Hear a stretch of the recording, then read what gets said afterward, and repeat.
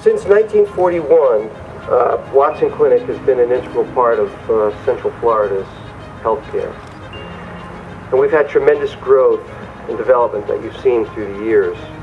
Today, we're going to break ground on a building site that will continue our mission of serving our community's healthcare needs. When you look at this building, I want you to see a building where it's not just going to be treating people that are sick, but it's also a center for wellness. And we plan this to be a model where the primary care physician takes care of the needs of the members of the family and also make sure that the wellness, the prevention, the screening is included in all that, and then referrals to specialists on the same campus.